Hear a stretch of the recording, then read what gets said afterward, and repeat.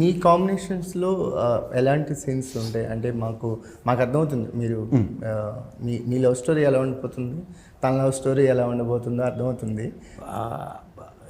దీంట్లో ఏంటంటే చిన్న గిమ్మిక్ ఏంటంటే నా లవ్ స్టోరీ నాది ఆ అమ్మాయితో ఎలా ఉంటుందో తనకి నాతో అలాగే ఉంటుంది అనమాట. అదే ట్విస్ట్. అది ఏంటి, ఎలా మారుతా వెళ్తుంది, ఎలాంటి సిచ్యువేషన్స్ ఎంత హిలేరియస్గా వర్కౌట్ అవుతాయి, ఎందుకు ఇలాగే వెళ్తుంది అనేది అంతా కూడా మళ్ళీ స్క్రీన్ ప్లేలో భాగం. మళ్ళీ అదంతా సెకండ్ హాఫ్ అలా take. Like you're saying the whole script. Yeah. You're actually saying that. I'm debuting in Telugu the first time. I don't know how to tell how to. Okay. ఆవిడకి తర్వాత అర్థమవుతుంది మీరు వేసిన సరే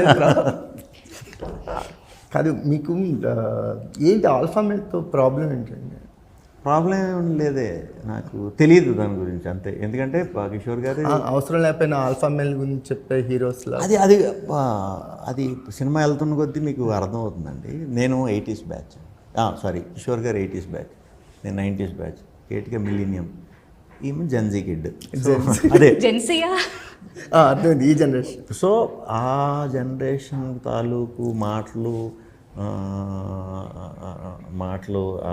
ఏమంటారు వాటిని, వాళ్ళు చేసే శాస్ట్లు, వాళ్ళు తీసుకునే థింగ్స్, ఇవన్నీ కూడా దాన్ని రిప్రజెంట్ చేయడానికి మాకు ఇవానా.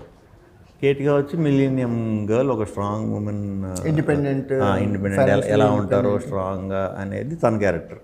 మా 90s 80s కిడ్స్ మేము ఇప్పుడు లవ్ కోసం ఎదురు చూస్తే ఎవరు దొరుకుతారు మాకు? ఈ నెక్స్ట్ జనరేషన్ కిడ్స్ దొరుకుతారు. సో వాళ్ళతో వచ్చే సమస్యలు ఏంటి, అది ఫన్ అవుతుందా లేకపోతే ఏమవుతుంది అనేది క్లారిటీ. అదే మన సినిమా. ఓకే.